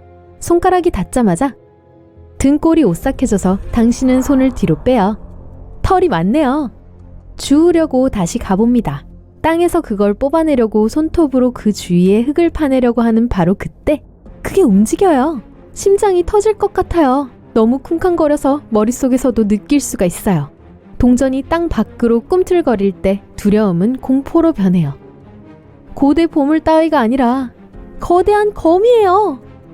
정확하게는 산골짜기 문다지 거미예요. 몸 뒤에 있는 이 단단한 동전 같아 보이는 것은 방패 역할을 해요. 이 공포에 다리 8개 달린 녀석은 땅속으로 파고들어 코르크 마개처럼 플러그를 꽂아 배고픈 적들이 자신들에게 다가오지 못하게 해요. 아니면 알죠? 당신 같은 혼란스러운 거인들을 막거나요. 이 거미에는 독이 있지만 사람에게는 독성이 없어요. 운이 좋네요. 하지만 아무것도 못 느낄 거라고는 안 했어요. 꽤 큰 팬츠 같은 송곳니로부터 멀리 떨어지세요. 아야! 부자 되는 건 꿈 깨야겠네요. 아마 멕시코 바하 칼리포르니아 반도에 행운이 기다리고 있을지도 몰라요. 마른 땅을 걷는데 앞에 긴 흰색 줄무늬가 있어요. 조금 더 가까이 가요. 굉장히 긴 지렁이 같은데? 라고 생각하죠? 하지만 그렇게 움직이는 지렁이는 처음 봤어요. 그때 팔이 있는 게 보여요. 그리고 머리도요. 반짝이는 검은 눈을 가진 이 창백한 동물은 멕시코 두더지 도마뱀이에요. 이것은 저녁 식사거리인 곤충과 흰개미가 다 있는 땅에 살고 있죠. 좀처럼 나오지 않으니 이 이상한 파충류를 본 건 꽤 행운이에요. 이제 당신은 호주 북동쪽에 있는 열대우림에 있어요. 앞에 나무들 사이에 반쯤 숨겨진 뭔가 크고 동그란 게 눈에 띄어요. 바닥에 누워있는 이 신비로운 물체는 검은 털로 덮여 있어요. 처음에는 웅크리고 자는 곰인가 보다 라고 생각하죠. 하지만 그건 말이 안 돼요. 호주에는 곰이 없거든요. 가까이 가는데 발밑에 나뭇가지가 뚝 부러져요. 그것이 소리를 듣고 다리로 벌떡 일어나요. 당신을 향해 돌아섰을 때 처음 보는 이상하고 아름다운 새라는 걸 알게 되죠. 그 검은 털은 사실 길고 고운 깃털로 된 두꺼운 외투였죠. 이 어마어마한 새의 머리는 밝은 파란색이고 위에는 커다란 뿔이 달려 있어요. 여러분의 손만큼 긴 단검 같은 발톱을 각 발에 달고 2개의 강력한 다리로 서 있죠. 털을 치워버리면 이걸 벨로시랩터로 착각할 수 있어요. 하지만 사실 이것은 세상에서 가장 위험한 새인 화식조예요. 원한다면 바로 여러분 머리 위를 뛰어넘어갈 수 있죠. 가슴을 걷어찰 만큼 충분히 높게 말이에요. 그리고 그 타격은 뼈를 부러뜨릴 만큼 충분히 강해요. 저 발톱은 뭐든지 버터같이 한 번에 잘라버린다는 건 말할 것도 없죠. 이 새는 사냥을 하고 사냥당하는 걸 피하기 위해 태어났어요. 도망갈 생각은 하지도 마요. 당신도 시속 48km로 뛸 수 있는 게 아니라면요. 저쪽에 있는 호수에 뛰어들어도 살 순 없어요. 이 새는 수영도 아주 잘해요. 가장 최선은 당신을 쫓아오지 않길 바라면서 천천히 물러나는 거예요. 손을 대지 않는 게 최선임을 증명하는 또 다른 생물은 판다개미예요. 이름에서 알 수 있듯이 대나무를 씹어먹길 좋아하는 곰처럼 검은색과 흰색 털이 많아요. 이 털복숭이 작은 벌레는 칠레의 숲에서 살아요. 하지만 작은 개미를 쓰다듬으려고 하지 마세요. 지금 보고 있는 건 개미가 아니에요. 말벌의 한 종이죠. 저 검은색과 흰색은 한 가지 목적을 뜻하는데요. 다른 사람들에게 이 곤충의 강력한 침에 대해 경고하기 위해서죠. 그럼에도 당신이 뒤로 물러서지 않는다면 말벌은 끽끽거리는 소리를 낼 거예요. 사람들에게는 귀엽게 들리지만 고통스러운 침이 바로 코앞에 있다는 걸 의미하죠. 이 곤충은 외톨이며 군락을 이루지 않고 둥지도 없어요. 또한 기생충이기도 하죠. 암컷 판다개미는 다른 곤충의 애벌레 옆에 알을 낳아요. 그러면 부화한 아기들은 이 유충들을 먹이로 삼죠. 나뭇잎과 가지처럼 생긴 벌레들은 본 적 있죠? 하지만 아름다운 난초처럼 생긴 생물은요? 이 향기로운 꽃을 다른 식물들이 있는 푸른 들판이나 숲에서 볼 수 있어요. 하지만 냄새를 맡으려고 몸을 기울여서 보는 것이 진짜 꽃인지를 확인하세요. 그렇지 않으면 사마귀에게 물릴 위험이 있어요. 난초 사마귀는 꽃과 같이 있으면 구별하기가 거의 불가능해요. 작은 꽃잎과 똑같이 생긴 하얗고 분홍색의 다리와 발톱을 가졌어요. 포식자로부터 숨기 위해서, 그리고 이 꽃을 좋아하는 곤충들을 사냥하기 위해서 식물을 닮은 척하고 있죠. 나비와 벌이 이 꽃에 날아올 때 꽃잎 하나가 움직이기 시작하죠. 이상한 낌새를 못 느낀 식사는 그냥 그걸 바람이라고 생각하겠죠. 하지만 꽃잎은 갑자기 곤충을 잡는 날카로운 발톱으로 변하죠. 이제 여러분이 코스타리카의 정글에 있는 걸 상상해보세요. 얼굴 앞에 나뭇가지에 위에 앉아있는 갈색 뱀이 보여요. 뱀이 곧 당신을 덮칠 것 같아요. 당신은 가능한 한 멀리 도망치고 싶지만 이 뱀이 유난히 짧다는 걸 알아차리죠. 그리고 덤벼들지도 않네요. 기다려보지만 뱀은 여전히 당신을 쳐다봐요. 쉿소리도 내지 않네요. 다행이네요. 뱀이 아니라 애벌레여서 절대로 당신을 물지 않아요. 박각시나방 애벌레는 몸의 형태를 위협적인 뱀처럼 변화시킬 수 있어요. 배고픈 적들을 겁주고 쉽게 쫓아낼 수 있죠. 피부의 색과 무늬는 뱀의 비늘과 눈을 모방했어요. 이 곤충은 또 파충류처럼 움직이는 법도 알아요. 위장술의 달인이에요. 뜨거운 정글에서 벗어나 중앙 유럽으로 향합시다. 당신은 햇볕이 쨍쨍 내리쬐는 푸른 초원 한가운데에 서 있어요. 알록달록한 꽃이 주위에 피고 새들이 노래하고 벌이 윙윙거리며 지나가죠. 이 벌들 중에 보이는 게 다가 아닌 것들이 있어요. 이 사기꾼들은 거의 구별할 수 없을 거예요. 하지만 정말 자세히 들여다보면 황금등해가 공중에 움직이는 게 보일 거예요. 벌처럼 보이지만 벌의 가장 큰 적이죠. 황금등해는 벌둥지로 몰래 들어가 그곳에서 알을 낳아요. 황금등해의 유충은 부화해서 벌과 꼬꾸를 먹고 살아요. 노랗고 검은색 때문에 침입자가 계속 들키지 않고 지내죠. 이 위장술은 또한 적을 쫓아내줘요. 이 파리를 침 쏘는 벌이라고 생각하면 아무도 건드리지 않을 테니까요. 다음 여행 장소는 태국 남부의 열대우림입니다. 이제 각별히 조심하고 발 조심하세요. 다음 동물이 독이 있거나 물어서가 아니라 실수로 밟을 수 있기 때문이에요. 나무에 나뭇잎들이 떨어져 회색 갈색으로 변했어요. 이 나뭇잎 중에 말레이 뿔잎 개구리를 구별하는 건 어려워요. 몸 모양, 색, 그리고 특히 눈 위에 있는 뾰족한 부분 모두 이 양서류들이 낙엽 사이에 완벽하게 숨을 수 있도록 해주죠. 이 개구리는 한 장소에서 몇 시간 동안 앉아서 다음 식사를 꿀꺽 삼킬 수 있는 거리가 오길 기다립니다. 이제 정원에 있어요. 아름다운 밝은 꽃과 작은 새가 근처에서 맴도는 게 보여요. 새는 날개를 너무 빨리 파닥거려서 날개가 거의 안 보이죠? 그리고 저 긴 바늘처럼 생긴 부리 때문에 당신은 바로 벌새를 보고 있다는 생각을 할 수도 있어요. 하지만 가까이 가자마자 새가 아니라 곤충인 걸 깨닫게 될 거예요. 다행히 꼬리 박각시는 독성이 없고 쏘지도 않아요. 단지 존재만으로 정원을 꾸며주는 사랑스러운 작은 생물일 뿐이죠. 많은 사람들이 심지어 이 나방을 유인하기 위해 과즙이 풍부한 식물을 재배해요. 거 좋은 생각이네요. 만약 어떤 이유로든 잠자고 있는 자이언트 판다를 깨워서 안아주려고 한다면 그건 나쁜 생각이라는 걸 기억하세요. 눈표범과 같은 겁없는 큰 고양이들도 야생에서 판다를 방해하지는 않습니다. 우리가 동물원에서 보는 판다는 그렇게 활동적이지 않을 수도 있지만 판다는 여전히 강력하게 물 수 있는 거대한 턱을 가지고 있어요. 판다의 큰 가짜 엄지손가락은 적을 단단히 잡을 수 있도록 해줍니다. 레오파드 바다표범에 대한 가장 흔한 오해는 항상 웃고 있는 것처럼 보인다는 거예요.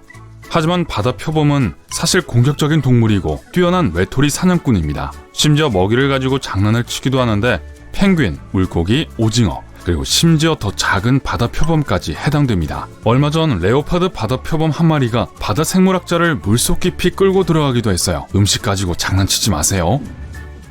개미알기는 곤충, 감귤류 과일과 아보카도를 먹고 삽니다. 하지만 조심하세요.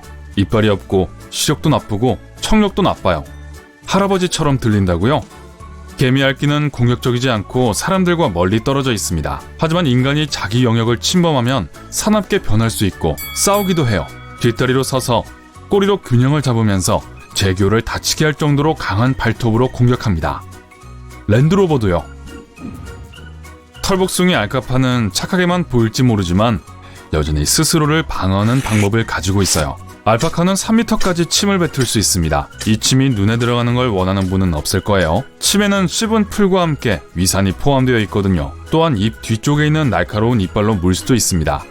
그리고 알파카는 부드러운 발가락으로 상대에게 발길질을 하기도 합니다. 어린아이와 싸우는 정도의 피해겠지만 알파카를 화나게 하지 않는 게 최선이에요. 태즈메니아 데블이 심술궂은 성격으로 변하는 3가지 상황이 있습니다. 근처에 포식자가 있을 때, 짝을 두고 경쟁할 때, 그리고 먹이를 지키려고 할 때입니다. 벅스번이랑도 사이가 안 좋지만 그건 만화 얘기죠. 이 녀석들은 보통 곤충, 새, 개구리, 물고기를 먹고 삽니다. 그리고 사냥보다는 남긴 먹이를 청소하는 걸 더 좋아해요. 하지만 만약 여러분이 어떤 이유로든 그들의 영역을 침입한다면 물릴 수 있다는 사실을 명심하세요. 그들의 이빨은 뼈를 부숴서 먹을 수 있을 만큼 튼튼합니다.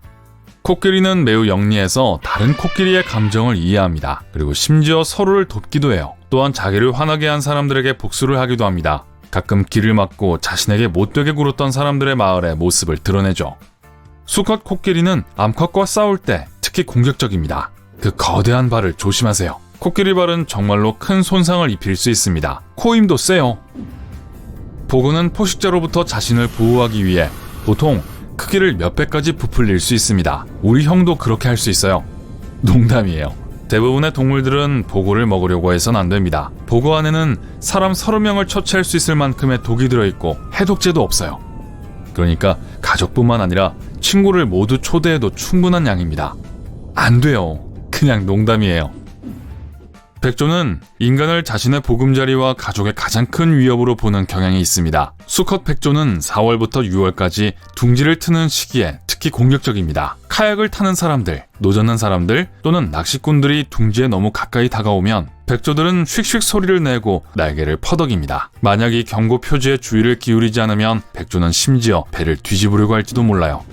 돌고래는 인간을 제외하고 지구상에서 어떤 논리적인 이유 없이 다른 생물의 생명을 앗아갈 수 있는 유일한 종입니다. 수컷은 가끔 암컷 돌고래나 심지어 새끼 돌고래까지 공격하는데 먹이를 위해서가 아닙니다. 만약 화가 난 돌고래가 여러분을 쫓아온다면 그보다 더 빨리 헤엄칠 수는 없어요. 돌고래는 시속 35km로 움직일 수 있습니다. 올림픽 수영 선수 마이클 펠프스의 최고 속도는 시속 10km입니다. 돌고래가 훨씬 더 빨라요. 늘보 원숭이는 세계에서 유일하게 독이 있는 영장류입니다. 팔꿈치에 독을 가지고 있어요. 독은 새끼를 보호하기 위해 몸치장을 하는 동안 입으로 전달됩니다. 게다가 그들이 무서운 존재라는 것을 보여주는 특별한 무늬를 사용하여 비단뱀이나 수리매와 같은 포식자들을 쫓아버리죠. 만일 늘보 원숭이가 자신의 영역에 침범하거나 자신을 성가시게 하는 사람을 물게 되면 발진, 과민성 쇼크 혹은 더 나쁜 결과를 초래할 수 있어요. 엄청난 무게와 서투른 몸짓에도 불구하고 하마는 사람보다 훨씬 더 빨리 달릴 수 있습니다. 그리고 하마가 훨씬 더 날카로운 이빨을 가지고 있어요. 만약 무릉덩이로 가는 하마를 방해하면 공격성을 드러낼 겁니다. 하지만 공격을 하기 전에 몇 가지 경고 신호를 보낼 거예요. 하마가 하품을 하거나 웃음소리 같은 소리를 내면 곧 화를 낼 거라는 뜻입니다. 좀 헷갈리네요. 그렇죠? 푸른고리 문어는 정말 작지만 독은 청산가리보다 1000배나 강합니다. 보통 새우, 게, 그리고 작은 물고기를 사냥할 때 독을 사용하죠. 만약 문어가 위협을 느끼면 경고로서 푸른 고리를 번쩍입니다. 주의를 기울이지 않으면 물지도 몰라요. 물린 것 자체를 알아차리지 못할 수도 있지만 몇 분 후에 분명히 증상을 느끼게 될 거예요. 구역질, 마비, 그리고 심지어 감각과 운동 능력의 상실이 나타날 수 있어요. 그러니까 발 아래를 조심하세요. 원뿔 달팽이는 심각하게 위험한 생물입니다. 작살 같은 이빨로 상대를 찌른 뒤 독을 주입합니다. 작은 원뿔 달팽이가 여러분을 공격한다면 벌에 쏘인 것처럼 느껴질 거예요. 만약 운이 나빠서 큰 달팽이에 물린다면 감각마비, 부종, 근육마비, 시력 변화, 그리고 심지어 호흡곤란을 일으킬 수 있습니다. 캐나다 기러기는 수년 동안 인간과 가까이 살아왔습니다. 하지만 여전히 우리가 그들의 집 근처로 가는 것을 경계합니다. 특히 봄 짝짓기 시즌에는요. 이때 수컷 거위들은 짝이나 알, 새끼에게 위협으로 보이는 사람들을 쫓고 물 수 있습니다. 만약에 심각하게 화난 새의 공격을 피하고 싶다면 할 수 있는 최선의 방법은 천천히 뒤로 물러나는 것입니다. 다람쥐는 야생과 도시에 적이 많습니다. 모든 적에 대항하는 다람쥐의 무기는 속도와 민첩성입니다. 대부분의 경우 다람쥐 근처에 가는 것은 안전합니다. 하지만 다람쥐도 여전히 다른 야생 동물들처럼 예측할 수 없어요. 때때로 닥치는 대로 무는 경우가 있으니까 조심하세요. 광견병과 같은 질병을 옮길 수도 있어요. 애완동물이나 아이들을 공격할 가능성이 더 높지만 어른을 물 수도 있습니다. 그러니까 안전을 위해서 항상 애완동물이나 아이들 뒤로 걸어가세요. 물론 농담입니다. 만약 캥거루가 뒷다리로 일어나는 것을 보거든 뒤로 물러서세요. 지금 캥거루가 여러분이 암컷이나 먹이에 위협이 된다고 생각하고 경고하는 겁니다. 다른 캥거루와 능숙하게 권투를 할 수 있고 매우 긴 다리와 날카로운 발톱을 가지고 있습니다. 캥거루는 발차기에 추가적인 힘을 주기 위해 공중으로 뛰어오릅니다. 캥거루의 발차기는 뼈를 부러뜨릴 만큼 강력해요. 오리너구리는 이빨이 없고 주로 곤충과 조개류를 먹습니다. 유일하게 알을 낳는 두 포유류 중 하나인데요. 이 희한한 동물도 사람에게 해를 끼칠 수 있어요. 수컷 오리너구리는 뒷발꿈치에 날카로운 돌기가 숨어 있습니다. 이 돌기에는 개를 쓰러뜨릴 만큼 강한 독이 있어요. 코알라는 유칼립투스 잎을 먹는 것에서 대부분의 수분을 얻습니다. 그리고 날카로운 이빨과 발톱으로 자신을 보호합니다. 코알라가 자신을 너무 세게 껴안는 사람을 핥히면 심하게 감염될 수 있습니다. 너구리는 여러분의 뒷마당을 포함한 어떤 환경에도 쉽게 적응할 수 있습니다. 인간을 직접 공격하는 일은 거의 없지만 집을 손상시키고 병을 옮길 수 있어요. 너구리는 쓰레기통에서 새둥지에 이르기까지 음식을 얻기 위해 어디든 갑니다. 그래서 많은 감염 질환을 옮기게 되는 거예요. 질병 말고도 너구리는 치유하는 데 오랜 시간이 걸리는 고약한 상처를 줄 수 있습니다. 여러분이 자기 댐을 위협하고 있다고 생각하면 비버는 경고 표시로 꼬리로 물을 때리기 시작할 거예요. 여러분이 경고를 무시한다면 비버는 가족을 보호하기 위해 날카로운 이빨을 사용하려고 할 것입니다. 그러니까 비버는 건드리지 마세요. 비버의 공격으로부터 자신을 보호할 수 있는 방법이 있습니다. 바로 비버 클리버입니다. 그냥 옛날 TV쇼의 주인공이에요. 수달은 뒤로 누워 수영을 하면서 많은 시간을 보내고 뒷정리는 신경 쓰지 않습니다. 물고기 조각을 남기기 때문에 질병을 옮기는 곤충들을 유인하게 되죠. 너무 지저분하다는 건 외에도 원하지 않는 방문객들에게 사용할 수 있는 강력한 치아를 가지고 있어요. 화식조는 지구상에서 가장 위험한 새입니다. 한 마리의 무게가 성인만큼 나갈 수 있고 길고 강력한 다리와 날카로운 발톱을 가지고 있습니다. 시속 48km로 여러분을 쫓아올 수 있어요. 하지만 다행히도 화식조는 싸움을 피하려고 노력합니다. 화식조의 공격 대상이 되고 싶지 않다면 안전한 거리를 유지하고 자극하지 마세요. 알겠죠? 좋아요. 비가 오는 목요일 저녁, 여러분은 뜨거운 초콜릿 한 컵과 새로운 밝은 면 비디오를 보며 안락의자에서 몸을 웅크리고 있습니다. 그런데 갑자기 머리 위에 무서운 그림자를 발견합니다. 벽에 100개의 다리와 머리에 더듬이가 있는 괴물이 있네요. 119와 엄마를 동시에 부르기 시작합니다. 통화하는 동안 괴물이 번개처럼 빠르게 움직입니다. 눈 깜짝할 새에 어디로 갔는지 보이질 않네요. 대걸레를 들고 옷장에 숨습니다. 손을 떨면서 브라우저를 열고 집안에 있는 무서운 짐승을 입력하고 여러분이 목격한 그 괴물이 발견될 때까지 스크롤합니다. 집지네군요. 알고 보니 집지네는 겨우 15쌍의 다리와 잘 발달된 두 눈, 그리고 냄새와 진동을 감지하는 2개의 길고 민감한 더듬이를 가지고 있네요. 머리와 입 근처에 위치한 다리에 독이 있어요. 그리고 마치 다리를 올가미처럼 사용해서 2개 이상의 먹이를 붙들 수 있습니다. 이 모든 게 여러분의 불청객을 훌륭한 사냥꾼으로 만들죠. 어찌된 일인지 여러분이 검색하는 모든 웹페이지들은 그냥 지네를 내버려 두고 지네가 집에 있다는 사실을 기뻐하라고 말합니다. 많은 사람들이 집 지네를 없애려고 하지만 집 지네는 집에서 자연적인 무료 해충 방지제 역할을 합니다. 집 지네는 벌레, 파리, 개미, 나방, 거미, 흰개미, 바퀴벌레를 없애는데 도움을 줍니다. 인간은 지네 메뉴에 포함되지 않아요. 집 지네는 야간에 활동적인 사냥꾼이고 거미줄이나 덫을 만들지 않습니다. 집에 둥지를 짓지도 않고 가구, 옷, 음식, 애완동물을 해치지도 않아요. 소리를 내지 않고 또 더러운 흔적을 남기지도 않고 움직이죠. 집지네는 어떤 질병도 옮기지 않고 99%의 경우 여러분이 볼 수 없는 밤에만 밖으로 나옵니다. 항상 먹이를 찾아 돌아다니죠. 빠르게 움직이기 때문에 전혀 눈치채지 못할 수도 있어요. 여러분이 먼저 공격할 때만 물려고 할 거예요. 만약 물린다고 해도 피부를 뚫지는 못합니다. 물리면 아주 약하게 벌에 쏘인 듯한데 별로 심각하지 않을 거예요. 이런 정보를 읽고 나니 숨은 곳에서 나가도 될 것 같습니다. 으악! 아이처럼 소리를 지르고만 해요. 또 있어요. 얼른 서둘러요. 여러분은 아직도 이 다리가 여러 개 달린 동물과 집을 함께 쓰는 것이 불편합니다. 유리병과 종이를 집어듭니다. 지네는 방을 가로질러 달리고 있어요. 책장 밑에 있어요. 벽으로 나올 때까지 기다립니다. 불을 꺼서 지네가 안심하게 만듭니다. 지금은 움직이지 않아요. 그렇게 잡았습니다. 지네를 밖에 놓아주며 거기서 여전히 해충 방제 작업을 해주기를 바랍니다. 다른 불청객들로부터 집을 보호하기로 결정합니다. 집 지네는 습기를 좋아해서 주로 욕실과 지하실에서 지내기를 좋아합니다. 아래층으로 내려와서 바닥과 벽에 있는 모든 틈새를 채웁니다. 욕실과 주방의 모든 파이프에서 누수가 있는지 확인합니다. 완벽해요. 이제 밖으로 나가 마른 잎과 나뭇가지를 제거할 때입니다. 지네는 그 안에 숨는 걸 좋아하거든요. 바쁜 밤이었어요. 이제 TV를 보기로 합니다. 이야, 정말 괴물이군요. 이건 골리앗 버디기터인데 세계에서 가장 큰 검이에요. 그리고 집 지네처럼 실제보다 훨씬 더 무섭게 보입니다. 골리앗의 식단은 곤충, 개구리, 설치류 등을 포함합니다. 남아메리카 북부에 살죠. 그 거대한 크기에도 불구하고 도구로 사람을 해칠 순 없어요. 벌에 쏘인 것보다 심하지 않습니다. 쇼의 다음 게스트는 고래상어입니다. 분명히 벌레는 아닙니다. 고래상어는 세계에서 가장 큰 상어이자 물고기로 2층 버스보다 약간 크고 코끼리 5마리만큼 무겁습니다. 300개의 작은 이빨을 가지고 있는데 플랑크톤 및 가끔 물고기를 먹을 때 사용합니다. 고래상어는 느린 수영 선수이고 상어 중에서 가장 착합니다.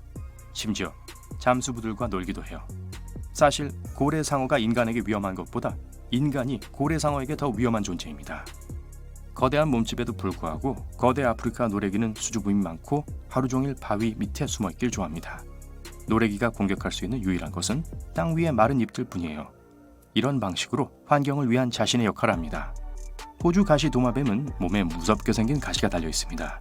개미를 찾기 위해 덤불과 사막 주변을 돌아다니죠. 이건 이 도마뱀들이 가장 좋아하는 유일한 먹인데 하루에 수천 마리의 작은 개미들을 먹을 수 있어요. 도마뱀은 끈적끈적한 혀로 개미를 잡습니다. 가시 도마뱀은 가시를 사용하여 포식자들로부터 스스로를 보호하고 인간은 절대 공격하지 않습니다. 이 도마뱀은 기온에 따라 색깔을 바꿀 수 있는 초능력이 있어요. 주름 얼굴 박쥐는 중앙아메리카와 남아메리카에 삽니다. 과일만 먹고 사는데 얼굴 모양과 피부는 과일 먹는 것을 도와줍니다. 식사 예절이 형편없어서 점심 먹을 때 얼굴 전체를 완전히 밀어넣죠. 얼굴의 주름은 과일 주스가 입으로 바로 흘러들어가도록 도와줍니다. 오, 정말 좋은 생각이에요. 저도 한번 그렇게 해봐야겠어요. 아이아이는 여우 원숭이로 마다가스카에만 삽니다. 오래된 지역 미신에 따르면 아이아이를 만나는 것은 정말 불운이라고 합니다. 사실 아이아이는 곤충과 유충을 먹는 무해한 생물이에요. 먹이를 찾기 위해 나무 줄기를 재빨리 두드리고 긴 가운데 손가락으로 먹이를 꺼냅니다. 아이아이는 나무 위에 있기를 좋아하고 땅에 거의 내려가지 않기 때문에 땅에서 마주치는 일은 아마 없을 거예요. 만약 여러분이 네팔이나 인도를 방문해서 길고 좁은 코를 가진 악어와 마주친다면 겁먹지 마세요. 그것은 가비알입니다. 악어의 가장 가까운 친척이지만 가비알은 크로코다일이 아닙니다. 별도의 독특한 종이에요.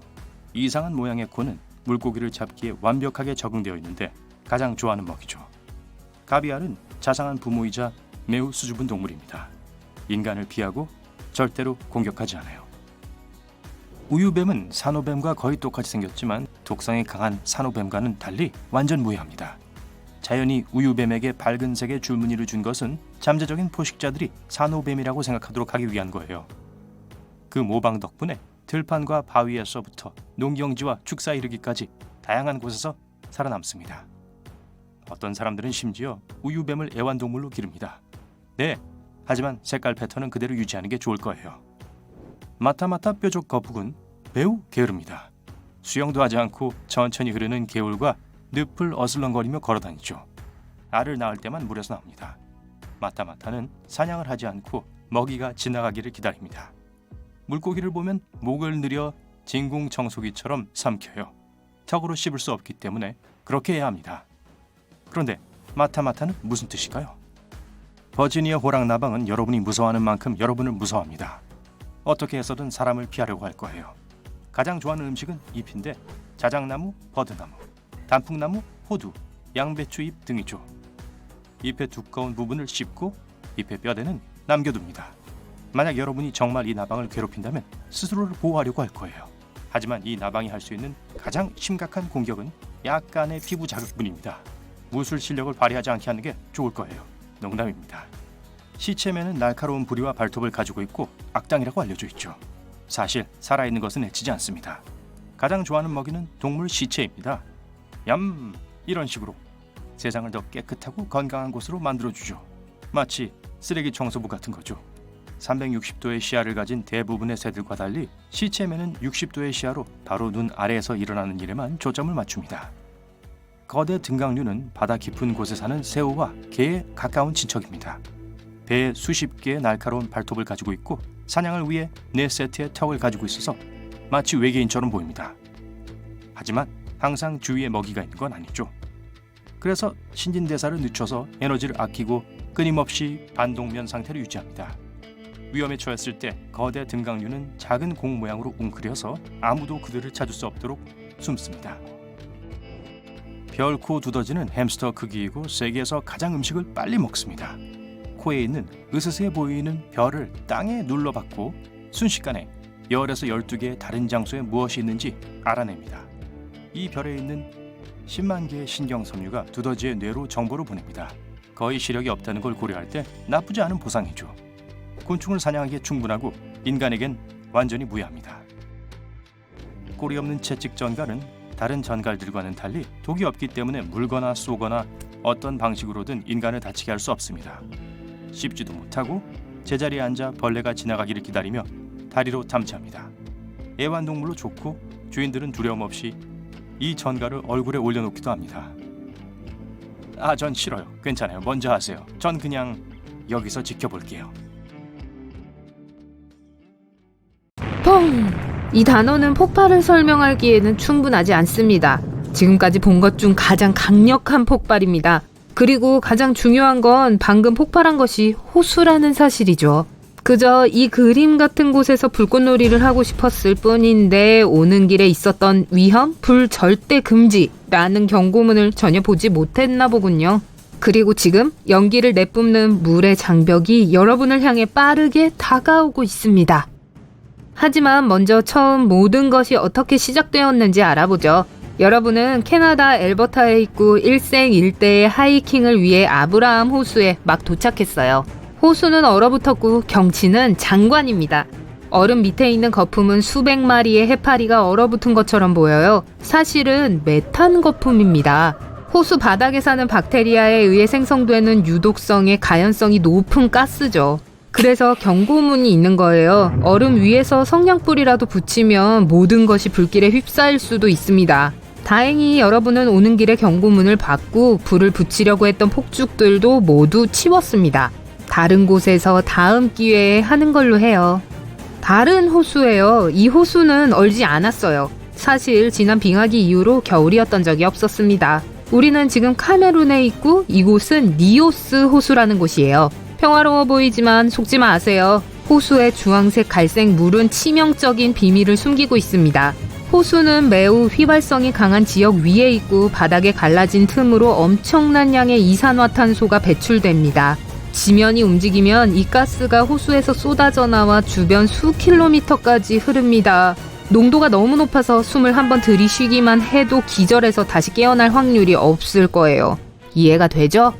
하지만 가장 무시무시한 사실은 이산화탄소가 냄새나 색깔이 전혀 없기 때문에 위험이 다가온다는 사실을 알 수 없다는 점이에요. 현지 당국은 호수에서 가스를 추출해내는 파이프 시스템을 구축해서 인근 주민들과 동물들에게 비교적 안전하도록 만들었습니다. 그리고 콩고와 르완다의 경계에 있는 또 하나의 독성 호수인 키부는 가스를 이용해서 수백만 명의 사람들에게 에너지를 공급하도록 만들어졌습니다.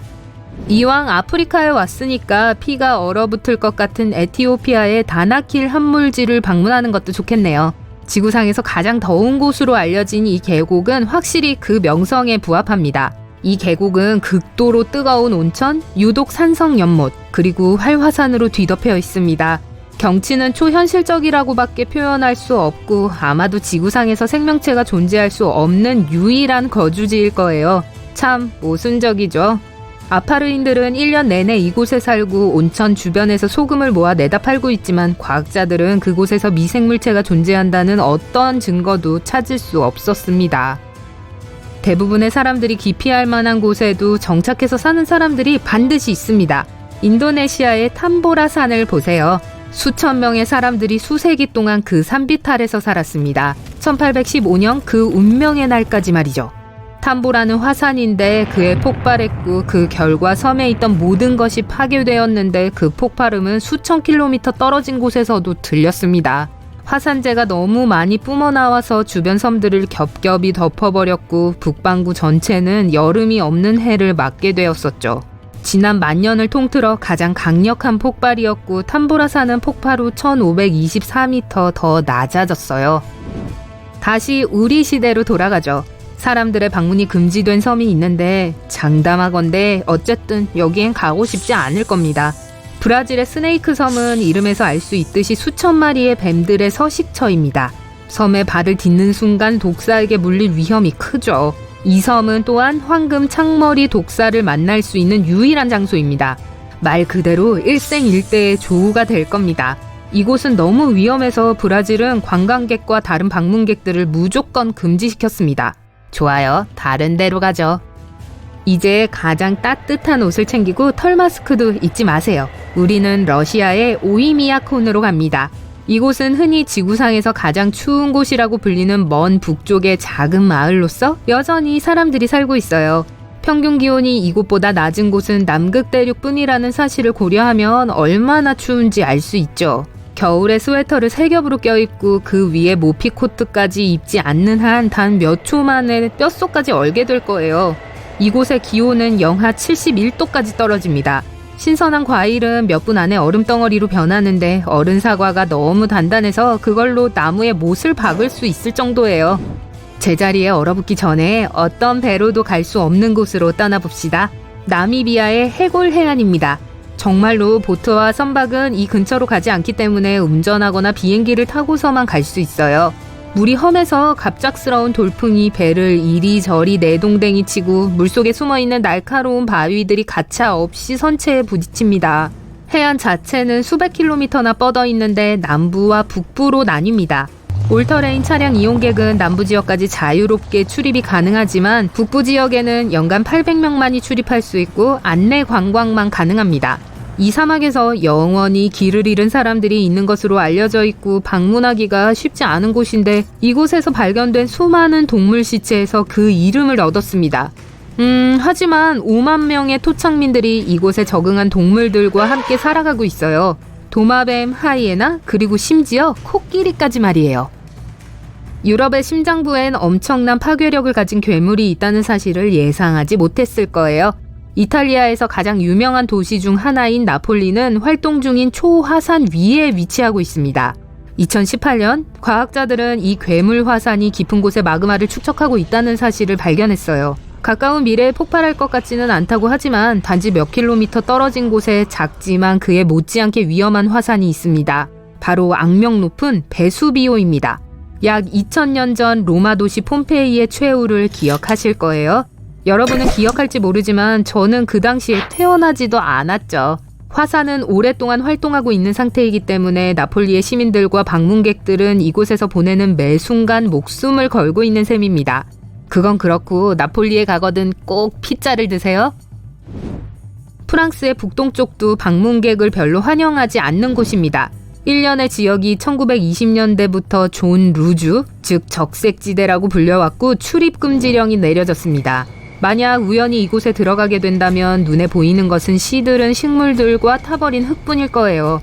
다른 곳에 우거진 초록 풍경과는 대조적으로 말이죠. 이곳은 토양과 공기가 너무 오염되어 질식할 위험이 있기에 출입이 금지되어 있습니다. 그리고 어쨌든 현재 적색지대에 살 수 있는 건 아무것도 없습니다. 일본에는 한때 8년 동안 항공여행이 폐쇄되었던 사람들이 사는 섬이 있습니다. 미야케 지마는 화산인데 그 경사지에 사람들이 살고 있습니다. 화산은 대략 20년마다 폭발하는데 가장 최근의 폭발은 2000년이었어요. 이 화산은 보통 용암이 아닌 유독성 유황가스의 거대한 구름을 내뿜습니다. 마스크를 잊지 마세요.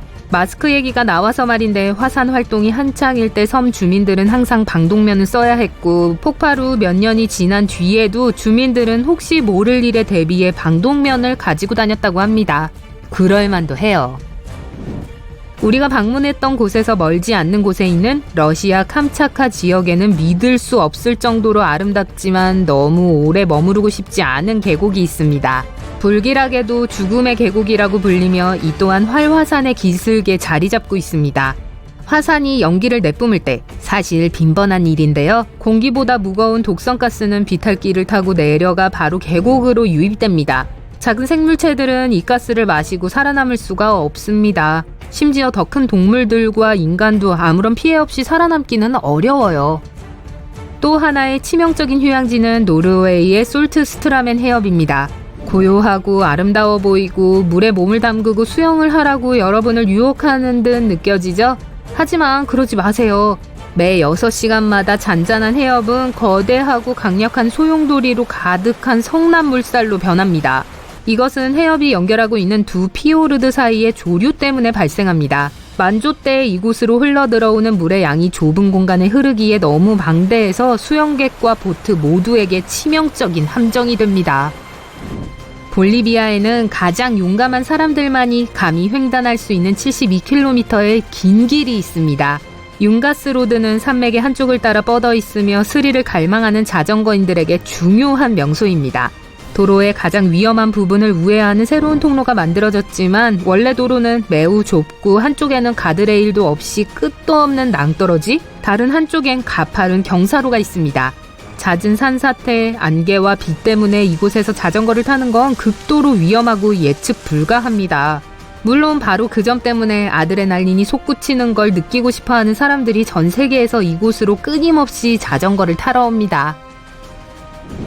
온천을 좋아한다면 도미니카에 있는 끓는 호수에 가보고 싶을지도 몰라요. 국립공원에 위치한 이곳은 인근 강에서 끊임없이 끓는 물이 채워지는 웅덩이입니다. 유독가스의 극도로 뜨거운 온천 때문에 뜨거운 상태가 유지되는데 표면 위에 있는 기체에도 독성이 있습니다. 이 호수는 관광객들을 끌어모으지만 너무 가까이 접근하면 정말 위험할 수도 있어요. 호수는 폭발하기도 하고 주변 지역을 가스구름으로 뒤덮기도 합니다.